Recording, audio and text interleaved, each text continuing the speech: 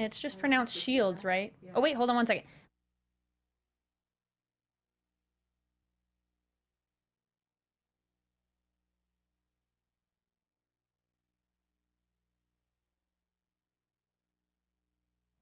What's up, AfterBuzzers? Welcome to Spotlight On. Today, I have a very great filmmaker guest who enjoys, pushing boundaries, challenging social norms. Her name's Rocco Shields. Stay tuned. You're tuning into the destination for TV superfan discussion, AfterBuzz TV. And now, let the buzz begin. Kind of getting into the groove, right? I like it. Anyway, we get the lights. What's up, AfterBuzzers?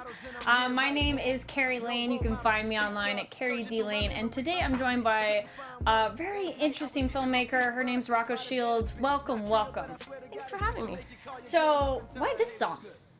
I keep listening to it over Yeah? and over. I don't know what's up with it. No, but also, no yeah. role models. It's that time of year. Okay. Election time. Right? Yes. We've got to start being our own role models. Very good point.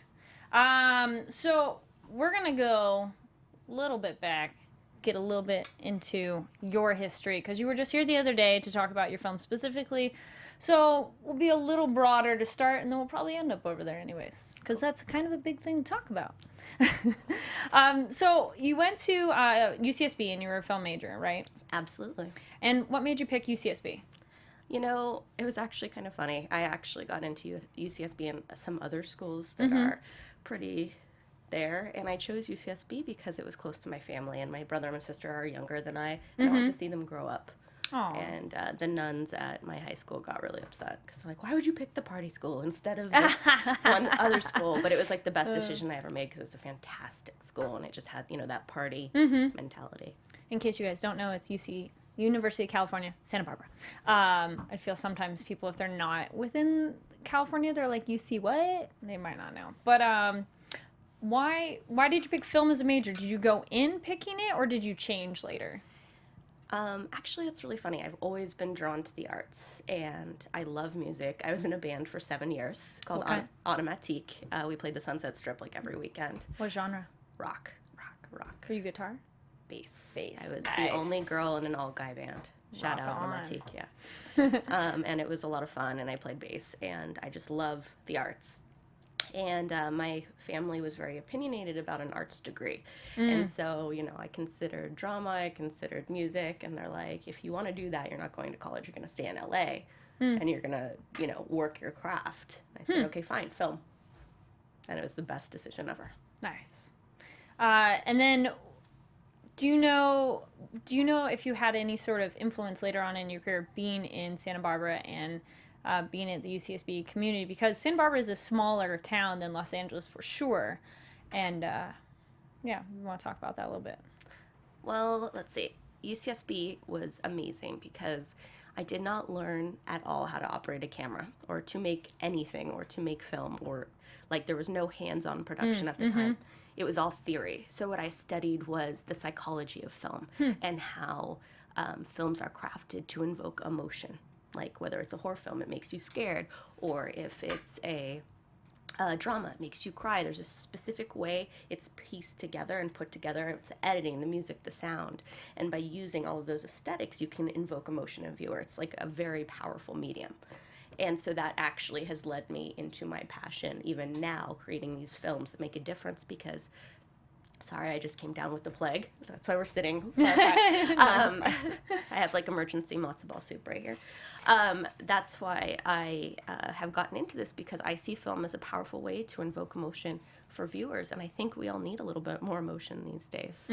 But back to UCSB, it was a fantastic school, and by knowing that psychology and that background, it's really helped me in my career today, because after I graduated, I got into the biz and I worked my way up from the ground up. I started as an assistant, and then I was an editor, then I was a union script supervisor. And so working those jobs, you really see how to make films and make the craft. So, once I started my own company in 2008, I was very versed in kind of all schools of it. Nice. Now, do you know, recalling your early childhood, did you think you always wanted to be a filmmaker, or were you just drawn to film in particular? I idolized my aunt, who is a producer. I remember going to her sets and just thinking it was so amazing. I did make my fair share of my own videos as a kid. I'm sure my mom would love to bring those out right now.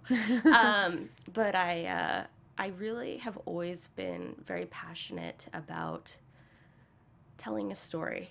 And I remember when I was younger, I used to like wake up in the morning and think of my life as like Truman Show style, where I would like think of the theme song in my head as I woke up. So I feel like it's always been in me. And so when I create projects now, I know exactly what I am doing before it's even in the edit bay. Like I'm editing it in my head. Like I see that, and it's almost like creating life in a way when you can manipulate those elements and create and immerse someone in someone else's shoes.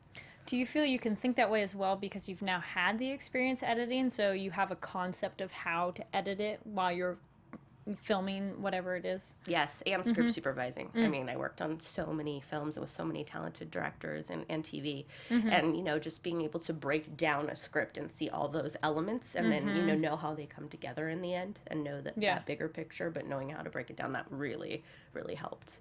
And then you said you first started as an assistant. Did you just move back to Hollywood after college, or, you know, did you know somebody, or was it just like a classifieds ad or something like that? Craigslist started my career. Nice. It really did. I am that kind of person that doesn't give up, and so I am pretty resilient in all matters. We could get more into Pretty that. necessary for the film industry, though. Right. And I would say like 95% of the people I went to college with that got film theory degrees with me aren't even in the business. You know, it's tough, and you got to keep working at it, and you have to just go out for a bunch of interviews and a ton of meetings, and, you know, never say, you know, oh, I'm too big for that, you know? Now, when you went from different departments, like from assistant to editing to script supervising, did you know like that next thing was the thing you wanted to do, or was it more opportunities just came along? I always knew I wanted to direct. Okay. Always. And, you know, the sad realization when you graduate film school is it's not the case. You're going to go and you're going to get coffee and you're going to like it. And so I thought, okay, I want to direct. How am I going to get there? Like sitting in this room getting coffee for people. And I realized, okay, the one thing I had taught myself was editing. So I got into that because I knew a platform that no one else knew. I actually was self-taught on Adobe Premiere right when it came out. I taught myself while I was in college. Excuse me, I was going to say, there's not many female editors either, too. No. And so I lucked out on that, and I got my first job editing because no one else knew the platform. So I worked my way up there, and I did pretty well, and I found myself just, like, wanting more. And I was looking down at script supervisor notes in the edit bay, and I was like, this is my way to sit right next to a director all day. And so I happened to be working for a woman who was a script supervisor turned director, and I was editing her film. I said, teach me everything you know. And then Craigslist. Nice. Yeah. See, Craigslist can work, guys. Yeah. It's one of those, I feel it's a hit or miss situation, though. Sometimes it could be amazing. Other times you're like, whoa, back up. Don't go there. Well, I think, you know, and this was a special time because it was before digital cinema really took over. It was still in the days of film. And so... it was a little bit more costly to make films, so they still had budget, even a small budget for these smaller positions. So I think it was the time. I think now people have a much harder time breaking in. That's a good point. And then, so you did work. You mentioned working a couple big names, like a couple big ones you worked with were J.J. Abrams and. Do you pronounce it Gore Verbinski? Okay, cool. It's one of those like you look at the name, you're like yes. So what was the experience? What were those experiences like working with bigger names on, like, big movies? Not just, you know, a little backyard project or something. It was really interesting to see the scope of how films are made. Let's talk film specifically. Sure. But I did do a lot of TV. You know, films can be made very inexpensively or they can be made very expensively. And it was really cool to see the different elements that directors had to battle on both sides, because even with a lot of money, you're fighting whole different battles. There's a heck of a lot more stress at a certain point, and it was really interesting to see, especially with the bigger names, the grace and the way they handled. And, you know, being a director is not just making a movie, it's actually working with all of the elements and all the people around you, from the actors to the executives to, you know, the crew. And it's about balancing and treating people with respect to get the best product. At least that's what I saw. I did work with some directors that were not as tactful, and their product suffered. So I really like learned from the best of the best and from the worst of the worst, and I was able to take all of those strategies and incorporate it. Well, then I guess it is good then if, you know, you get the worst and the best, because then you can see what not to do and then what to do. Totally. Kind of idea. Totally. And then what was the experience like working on television versus working on a film? Because you mentioned a little bit that the scope for sure is different. But was there anything else in particularly different between going to a TV set one day or versus a film set? Yeah, you know, films are much more like the director's vision. They are from the director, and the director has that passion, where TV is more the executives. And a director will try to get their creative flair in there, but unfortunately they are bound to that world. So I would say, and you know, times have changed also from then, and now we have some amazing filmy TV shows, which we all love. And, you know, I think that directors are getting much more of a say there now, so it's pretty cool. Now, you mentioned you always wanted to direct. Was there any particular directors you watched growing up that stood out to you, or did you just consume film? I think I just consume film. Like, I'm not, it's kind of funny, through the casting process and even from, you know, working in Hollywood, it's not about the names to me as much as they are to other people. It's really about the talent. And that's really what I look at. So I've always kind of been that way. I'm not really like, you know, but it's cool to see directors and follow their career, because my style, it is stylized. So it's been cool to have other stylized directors and be able to, like, you know, emulate them a bit and see how they were able to take that very style and to turn it mainstream. Yeah, because you can look at a director's particular type of film and notice that they do something that you go, oh, that's a neat idea. Like, they maybe focus on close-ups a lot, or they love their wide shots. And then do you feel when you see stuff like that, it can inspire you as well, like give inspirational idea of something maybe you hadn't thought of incorporating before? Absolutely. But I do feel that it all comes together in the edit. And Yes. being on a lot of the bigger budget films, I saw wide shots being overshot time and time again. And those are the most expensive shots to get, because you have to be choreographing the world. And I would see them shot over and over and over with little to no variation. And that was like a big waste of time, because in the edit, you're on that wide shot for 2 seconds and then you're into the action. So it's, you know, just speaking on the wide shot, No, especially, this is interesting. But it's, it was really interesting to see that, and to see, like, that's one of the mistakes I saw directors too, and they would waste their time and then they wouldn't get their movie. It's really about the coverage and changing the angles.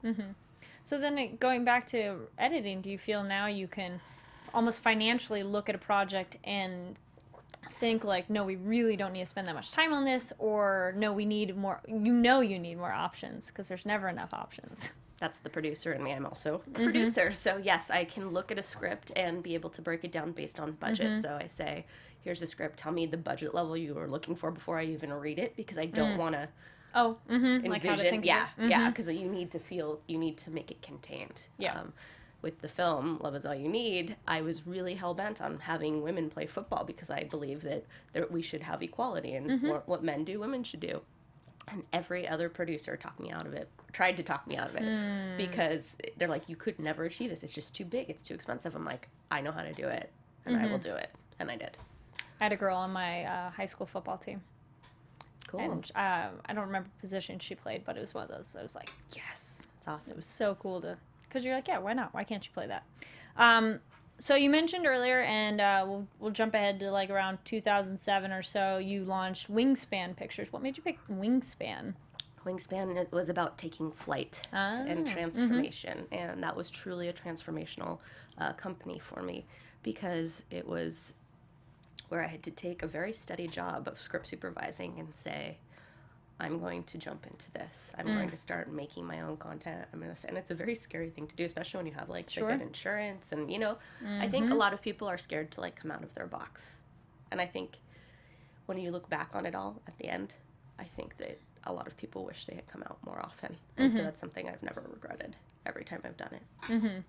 And then with that production company, that's when you made the short Love Is All You Need, right? And what was the, spark that made that come about in the first place?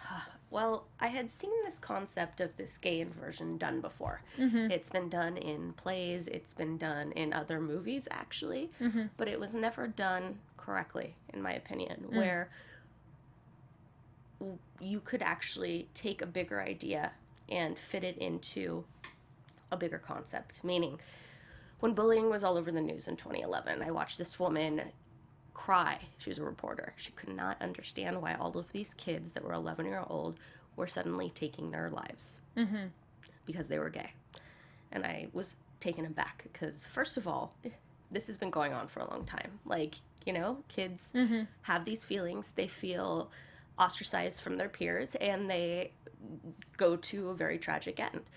Not only that, but what kids are shown these days, they're emotional at that time, and they will go far. And I was just shocked that this woman was so close-minded that she didn't realize, one, that this does go on, and two, that kids can be put there. And I thought, if the shoe was on the other foot, and this woman knew what it would be like to be completely ostracized and being told that everything you feel is wrong, then maybe she would get it. And then the idea was born. And so the idea was to take this concept, which had been done before, but not make it a comedy. To play it straight, quote unquote. Yeah. And in doing so, we could create a very powerful, subjective lens for people to watch and finally understand. And then, in case people don't know about your film, you want to give a brief synopsis on what it is about? Yes. The short and the film you would say are the same. Did they change, actually? Did the synopsis change? Yes. So wait, what's the synopsis of the short, and how did that change into the feature? Oh, okay, so big question there. Now I'll talk to you. Love Is All You Need is essentially a forbidden love story that takes place in a world where gay is straight and straight is gay. So people are marginalized and oppressed and discriminated against because they are straight. So the short film showed the true story of my co-writer, David Tillman, who, when he was a kid, knew that he didn't really fit in, and he was bullied very heavily. And one day, the kids chased him down and wrote faggot on his forehead in Sharpie, and he had to go home to his parents. And that story, really resonated with me, and so our first draft was this inversion with that story with the little boy that gets chased down. And I was reading it, I'm like, it would be much more powerful if I feel like our society can justify violence against a boy, but they can't against a girl. And ultimately, what I'm trying to show here is to show hate for what it really is. That it's fear, and it's the fear of what you don't know. And the only way we could do that is if we remove all the elements that people can stigmatize. Yeah. And so I said we have to change this to a blonde-haired, blue-eyed girl that would make no sense why she is bullied, except for the fact of her sexuality. And the short film was born. And the short is told first person from a girl named Ashley from the very beginning of her life to the end of her life. And it's narrated as such. And we take this journey with her from a very happy, perfect child to, attempting to take her own life. And are we talking just story here, or do you want me to talk about the whole change from short to feature? Well, we can pause there and get into a little bit more. How you mentioned the child, her feelings and such. On the trailer, there's a bit where I think it's she asks her mother, is it her mother then? And she's like, what does heterosexual mean? They're kind of like, oh, you're too young to know what that is. Right. And that's interesting because I feel socially lately, when it's children and homosexuality, they're just like, well, you don't understand. You're a child. You don't understand those things. But children feel love. It's not maybe the same context as adults, but it's still something, and it's important to them. Right. So do you feel with your film you address childhood love as well? Absolutely. And in the feature film, I wanted to run the gamut and show all different types of love with this inversion. So the feature even speaks more than just the story of a little child. It's, you know, her feelings that she's developing that are not returned by, you know, her love interest. He's completely oblivious because he's a kid. But I also show an adult love story of two people in college that fall in love, and it's essentially the tale of Romeo and Juliet. Yeah. You know, and they fall in love and they give up everything for it, and they have to pay the price. And when you invert it, it becomes absurd that this would happen, but it happens, and it happens every day. And you also talked about how you made it, the film, it's just everything about it, even though it's switched, is normal, because then you make more of a statement. It's like the idea was science. You could almost put it as a science fiction, because it's like an alternate reality. Science fiction, I mean, in terms of where you take something that's normal or we know now and just like expand upon it, because you go, oh yeah, that happens today. So do you think that was a big part for you, is to keep it quote unquote normal? It's not like, oh my goodness, this is how the world is. It's just, that's how it is. It is. And I don't know if you saw me twitch when you said sci-fi. It's always like people with this film, they keep trying to put it in a box. I'm sorry, I don't mean to put it in a box. It's more the idea of how with science fiction, you take something where that happens today, like someone mentioned, making a child, but it could be DNA from 3 people. There's a science fiction show where he has DNA from 7 people. Right. You're like, well, now if they do 3, and of course in the future. So I meant in that idea of taking, okay, I don't know, maybe I'm... No, I get you. I get you. Because it's not a genre film at all. It's just a alternate reality. But it's not an alternate. It's the same reality as ours. So that's, except I did feel that men and women would be on equal playing fields. Yeah. So where you see traditional male roles, you're seeing females as well. But you're seeing both. You're not seeing one. You're not seeing a flip. You're seeing both in the same positions. Okay, there you go. So, because it's not simply the inversion. It's the equality among the gender as well. Right, too. Right. Because I think that, you know, gender inequality was born and bred out of, you know, oppressing women, and that wouldn't be happening in this version of equality. So no, that makes sense. And then you had a lot of work ahead of you in terms of making this world, that you had to know those kind of details. So how much research and planning did you and your anybody else in the team do ahead of time to ground it? It took 7 years to make this movie. Just a little bit of time. 70 different rewrites as well. 70 rewrites. Yeah. Wow. You know, David and I sat down in the beginning. Yeah. And we plotted out how this world came to be.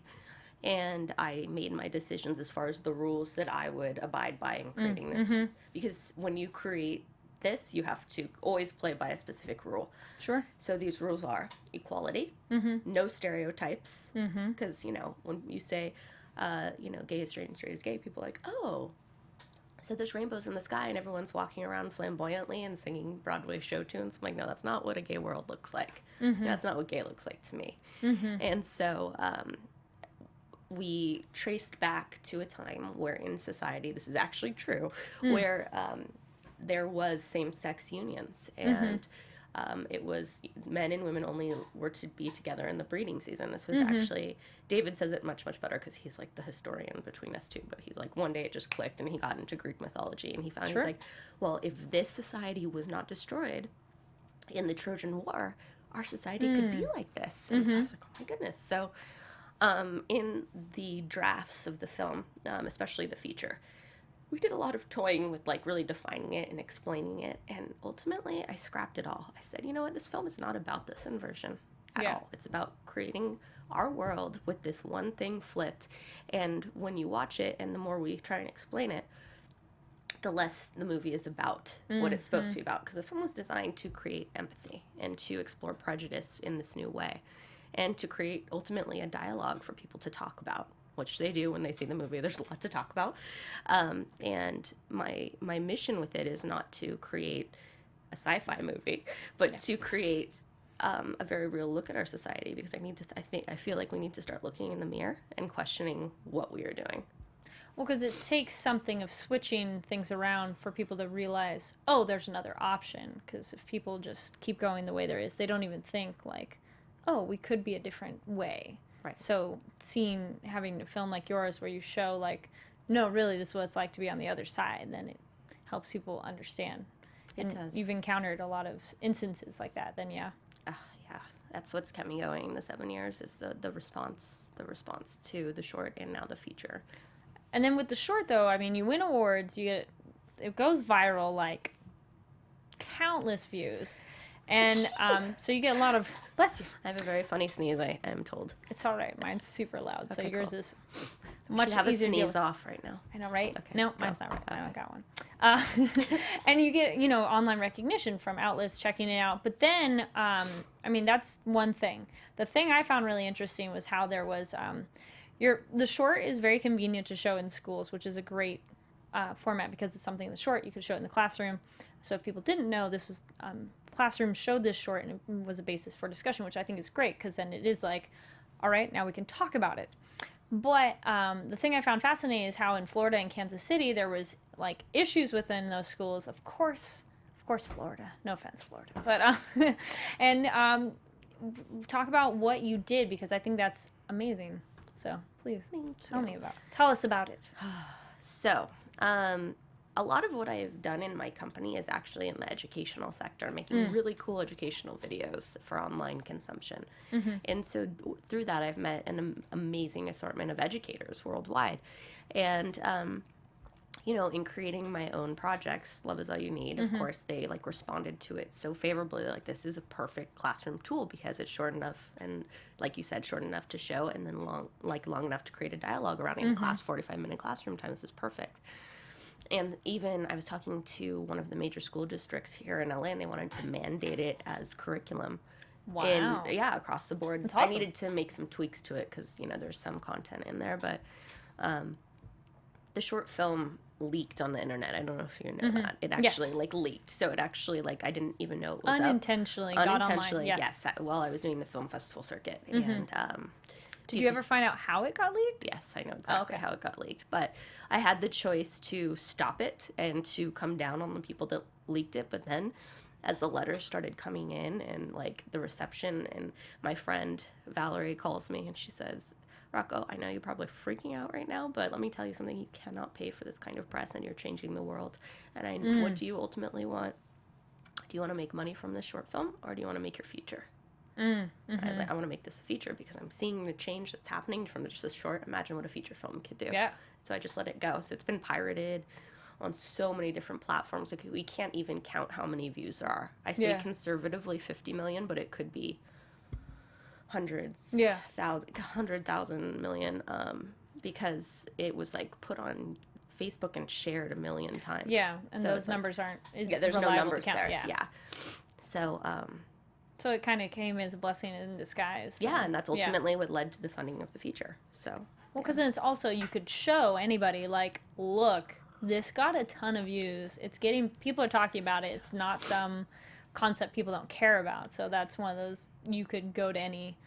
Now, the question is, you have this. Did you want to go to a studio and be like, I want to make this a feature? Or were you like, no, I want control, so I'm going to do it, but hey, I would need funding.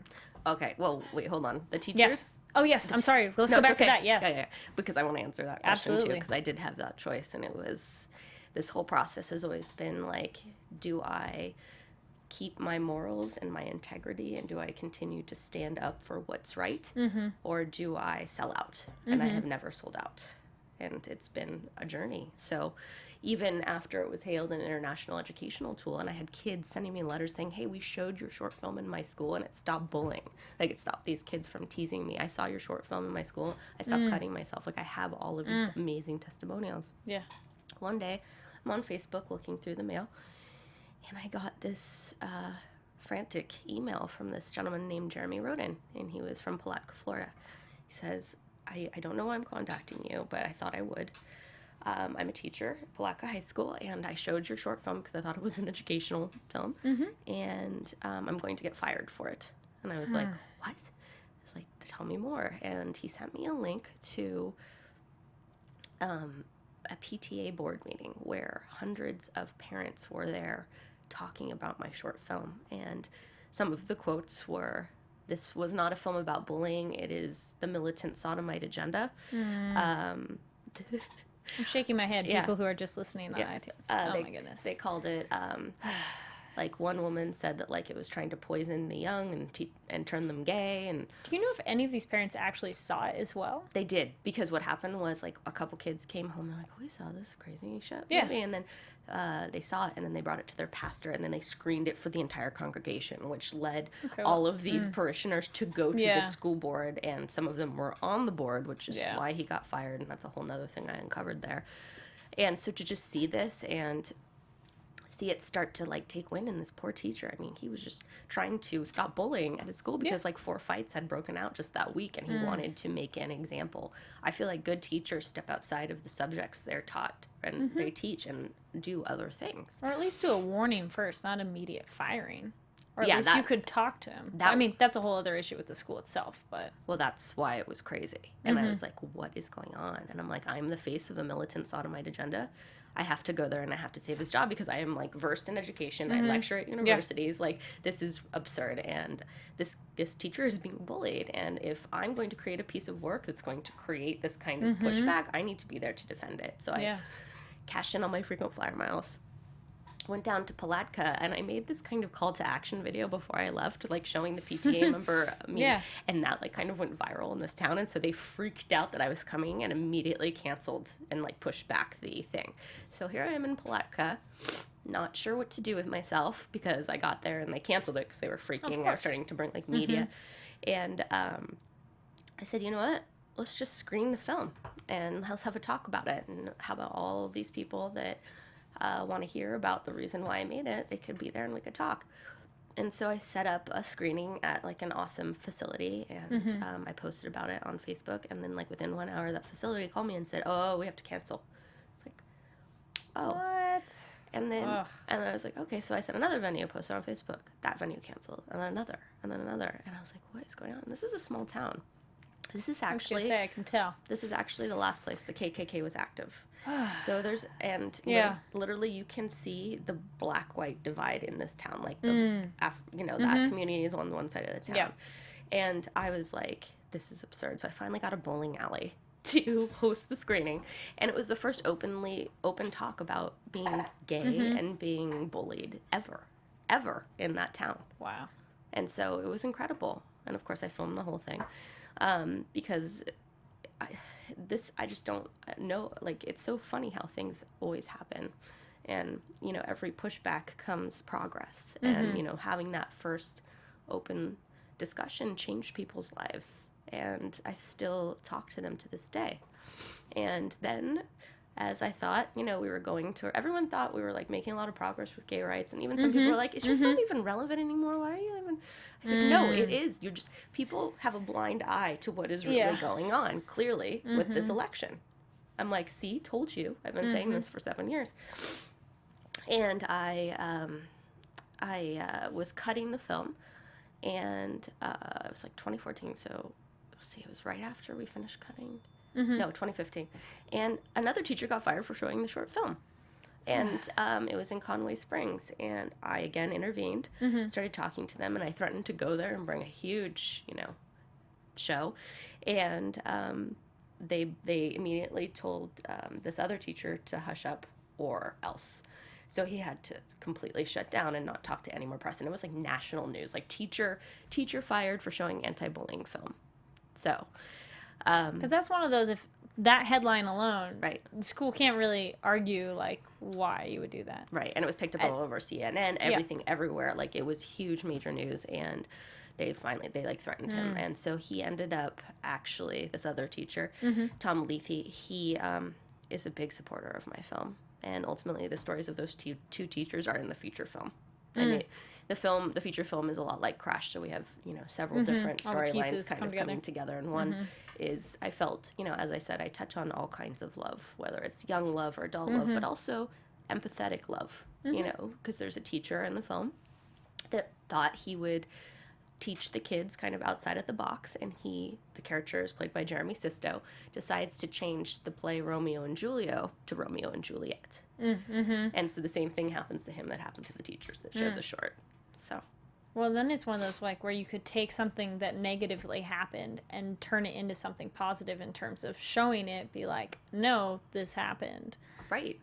Well, that's the most valuable speaking point of my film, is that everything that happens in the film has happened in real life. It has the stories of Matthew Shepard, Ryan White, Tyler Clemente, to, you know, there's a scene where this little girl is getting text messages, like, you know, social bullying. And all those texts are actual texts that kids got before they went and slit their wrists. Like, I want this to be real, and I want to talk about it, because once that clicks with you, you're like, oh my God, how could this even be happening? And it's only through that greater awareness and bringing up these issues in this kind of eye-opening way can we stop them from happening. At least that's my point of view. No, absolutely. And do you feel now with like how much the internet is kind of everywhere, there's kind of a double-edged sword in terms of we can now know much more about what's going on, but you can feel, it's a few things. You can feel isolated and connected. You can know about things that have been going on, but we didn't know about it as much. But then it's also, there is a lot of positive and negative, because it's like positive in terms of you could tell people about the film and the screening like that, but then there's also the negative, people hiding behind their screens and saying such horrible things because they're like, well, I'm anonymous, essentially. Yep, it's that whole, one of my next projects is exploring that very topic, you know, the fact that people can hide behind, you know, this social and pretty much say and do whatever they want. And there's a lot of stuff that happens in this deep, dark internet that is crazy. And, you know, that's how I've been bullied because of making this movie. You know, I've gotten death threats online and people, you know, saying very terrible things because being gay is a sin. And then to make gay normal is an even bigger sin, apparently. So that's why I got tweeted to by the Westboro Baptist Church. They called me the harbinger of Christ's return. And a fag pimp. And, yeah, so I'm a fag pimp. You can wear those labels with pride then and be like, all right, cool, thanks. I know, yeah. And so, you know, and I took, because of that, I took them on in the movie. So all the sermons in the movie, because there's another character, the Reverend Rachel, every sermon you hear in the film is actually taken directly from Fred Phelps and just changed one word. Yeah. And when that happened, and it's also like kind of the sermons of, it's not even kind of, it is the sermons that are preached across the nation, you know, in these small right-wing towns where, you know. Well, even that right there is an interesting gender swap, is to have the minister be a woman, because there's very few, if any. Right. Except I have one that supports the film named the Reverend Betty Diaz-Clark, and she actually just traveled with me across the country vouching for the use of religion in the film, because I think, you know, and one of my partners, my nonprofit partner, says the Beth Matthew Shepard Foundation talks about how most crimes are actually hate crimes that are just not reported as such. And, you know, I feel like for someone to validate doing violence of any kind, they have to have a reason. And unfortunately, I believe that a lot of that is this misinterpretation of the Bible.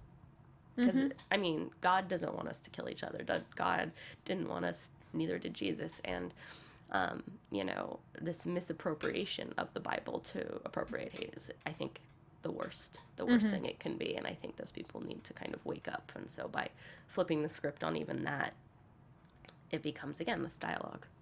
And it's almost like hearing it back at themselves, they maybe would notice what it's like. Absolutely. You know, because it's like, you can say one thing, but if you actually hear exactly what you said back, it's like one of those, did you just listen to what you said? And it's like, now you've provided them an opportunity to be like, oh, wow, I hadn't thought of it that way. I truly feel that only when you look in the mirror will you truly see yourself. And that's what this film is its very core. It's a reflection of our society, for our society to look at and see itself in, and see the differences in this film, and kind of question why they're not like that, and why they are. Yeah.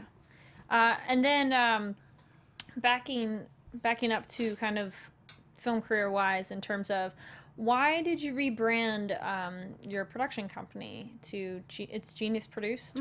So why the change and name change? You know, I think that all companies kind of go through a redefinition of sorts, and I think, like, even life, you're constantly reinventing yourself. Sure. And so, you know, we made some changes with some of the personnel in the company, and I just felt like it was time to start fresh. And I was inspired by Albert Einstein, because he was pushed back every step of his career. Like, actually on our Facebook page, I have a rejection letter that was sent to him not getting into school because his theories were too grandiose. And I've had so much pushback, and, you know, I've had to fight, you know, and really take this path, you know, where there's this constant pushback. I felt that it was only apropos to give tribute to Einstein, who constantly reinvented himself, constantly was told he wasn't good enough, constantly told, this film, I had thousands of people tell me it would never get made. And here we are. Well, and you have only through that adversity and me keep going, keep redefining it and reworking it, are we here today. So I mean, that's a big thing that a lot of filmmakers have to go through, is like, your film's not going to happen, or filmmakers often talk about doing something. They're like, oh yeah, I'm going to do this thing, and it never happens. So I definitely admire your determination of, like, 7 years to make a film is a very long time, but it's one of those, you stuck with it and then you made it, and that's like, now you can actually say, I made this thing, instead of the people who are just talk, and they're like, because there's plenty of those in Hollywood. Too many. I actually just had a conversation about that, and like, I'm really excited, because what I say I will always try and make happen. Like, I'm not one of those people, and I'm really excited to see now other people that are like me starting to kind of join in this revolution with me. It's really cool.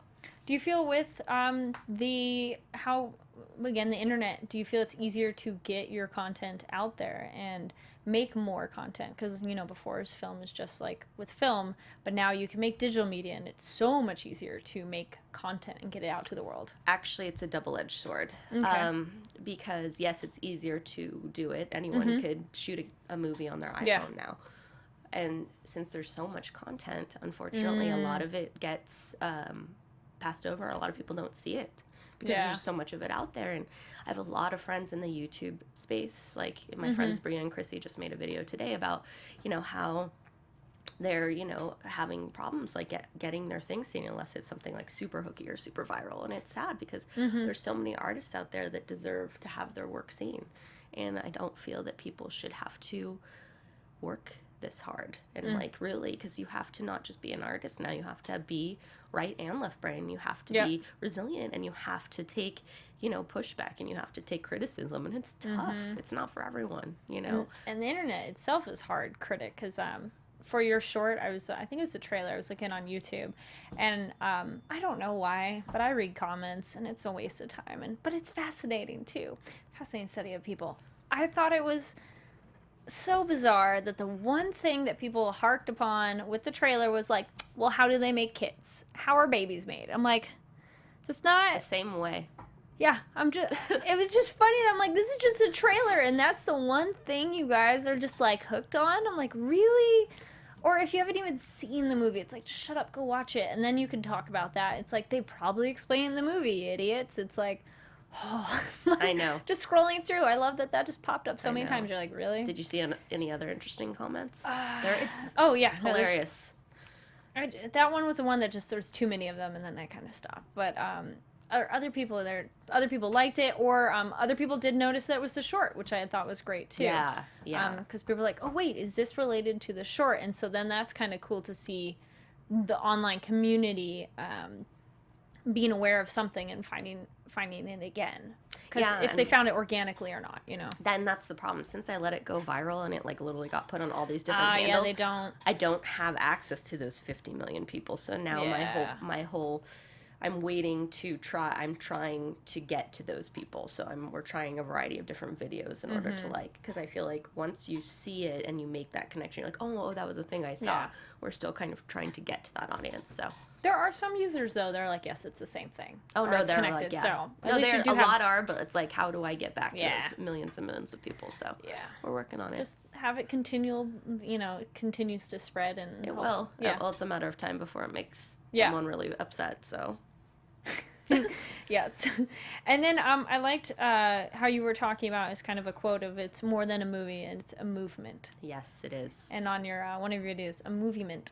It is the movement. We've called it now a movement.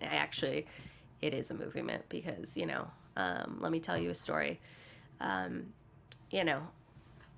It was a tough shoot and a long post process.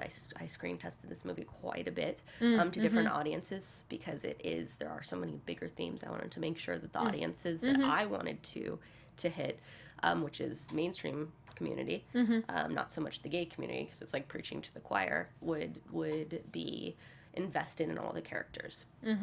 And So, through that, I did a lot of tests and then finally premiered it on the festival circuit, and it's won so many awards, which has been so amazing.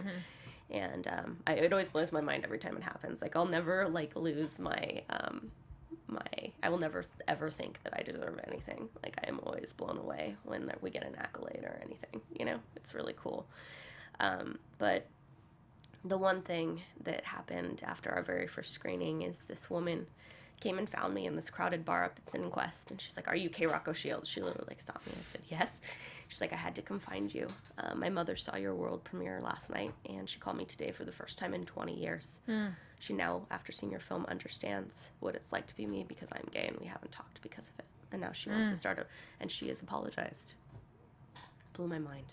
It made it all worth it then, because that's the change that I want. And knowing that a heterosexual female that did not like the gays saw the film and came out of that changed. It just, and so that story is now happening again and again and again as it's getting seen and spreading more and actually starting to reach these audiences, and so much so that it can't be ignored. And so, we were this past June, we had some traditional distribution offers on the table, but they all wanted to hold the film back till the end of 2017.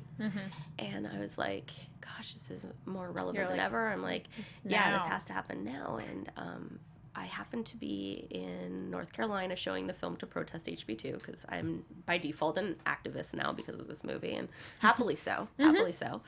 And Orlando happened, and I saw on the internet people validating that gunman, saying, "You know what, at least it was a bunch of gays. You know what, the gays deserved it," all over Twitter. And it blew my mind. And it was at that point I was like, this movie has to come out now, and it has to come out in election time, because now this film causes discussion, it causes a dialogue, and I need to use this film to change the way this society is thinking. And so the movement was born.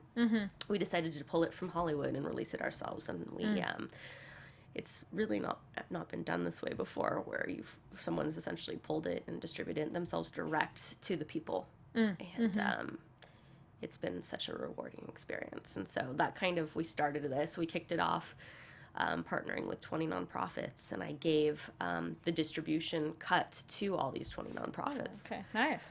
Because, with the pushback that comes from this film, I as a filmmaker can only be flying so much and doing this, and I realized I needed partners on the ground doing these things. And I also realized that these nonprofits, especially the ones that are grassroots and in these communities, much like smaller filmmakers, they need resources in order to, do these things. And they don't have big celebs behind them like some of the bigger nonprofits do. So I wanted to support them because their story is much like my own. And so I found 20 nonprofits that are now the benefactors of this movement fund, because this film makes change, and I want to continue that change, whether it's money or whether it's putting it in schools or whether it's taking it out. And I want every LGBTQ person to use this film as a tool to show their closed-minded parents or family and say, this is what it's like. Now do you feel the same? Because I promise you won't after seeing the film.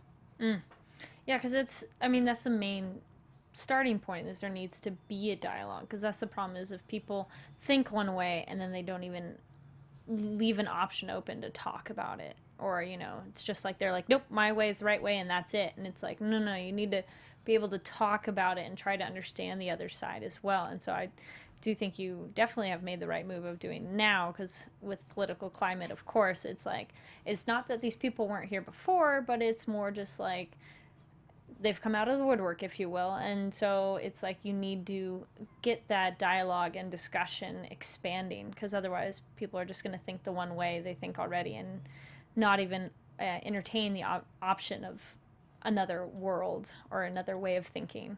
There has been no change in the history of the world that has not started with a conversation. From, the ending of World War II to the assimilation of African Americans into our very culture. It starts with people spreading bigger ideas in new and innovative ways and in very human ways.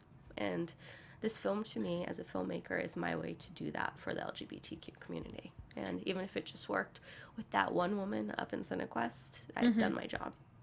And then do you feel you're going to, so for your next, you mentioned you have another next project coming up.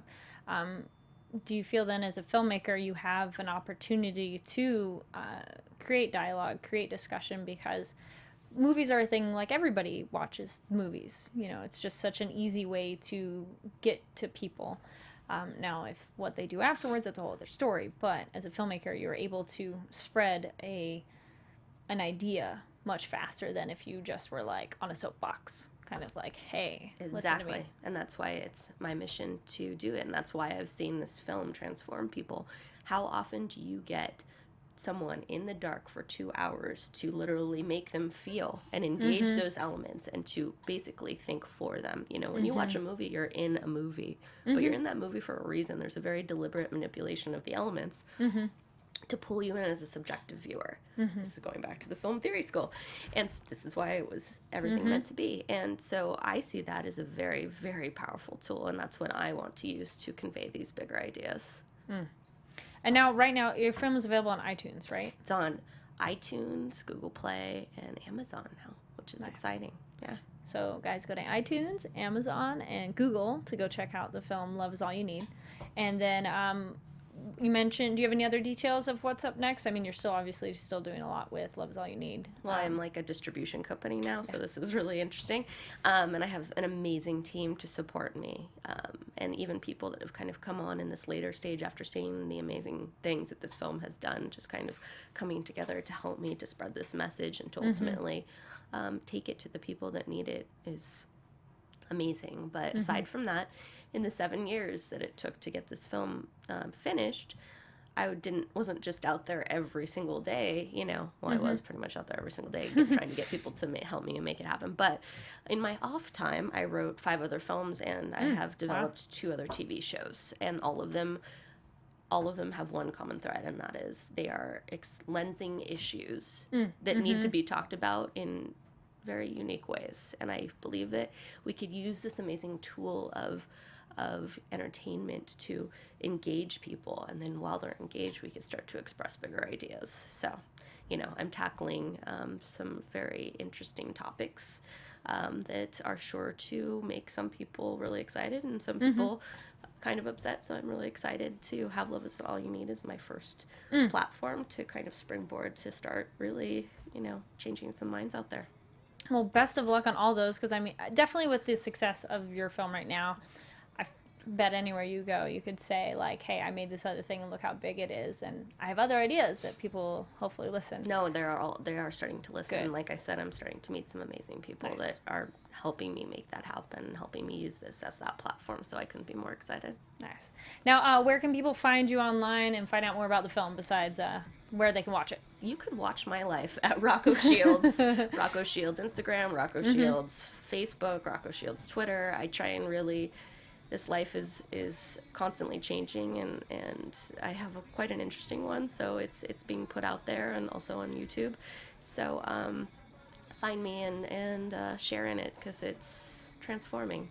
Well, it's great that you have what you're doing online, because then people who are other aspiring filmmakers can see part of the process and what you've gone through as well, and hopefully it inspires them too. Exactly. Nice.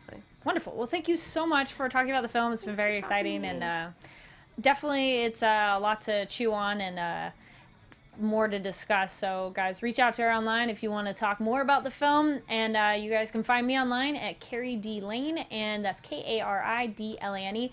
Make sure to give the video a thumbs up, 5 stars, iTunes, comment down below to keep that discussion going. Subscribe to AfterBuzz so you can find out more about awesome interviews like this one, and a lot of shows. We're going into winter break, but there's still a lot of content on there. Again, thank you so much for watching, and we'll see you next time. Bye. Bye. From executive producers Maria Menounos, Kevin Undergaro, Phil Svitek, and the entire AfterBuzz TV staff, we would like to thank you for listening to the AfterBuzz TV network. To watch or listen to other after shows and post comments or questions, be sure to visit AfterBuzzTV.com. I'm Sir Richard Wentworth, and this has been a presentation of AfterBuzz TV. It's one of those I've heard mixed. The views expressed herein are those of the hosts only and do not necessarily reflect the views of AfterBuzz TV or its owners or principals.